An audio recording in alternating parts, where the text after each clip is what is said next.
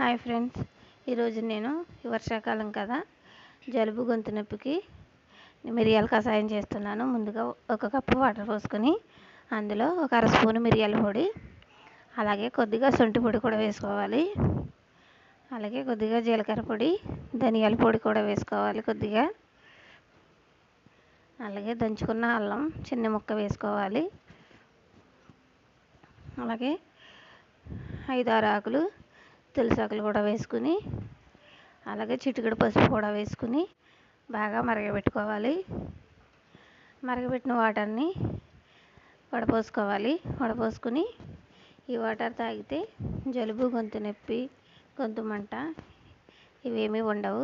వెంటనే ఉపశమనం కలుగుతుంది. ఒకసారి తప్పకుండా ట్రై చేయండి.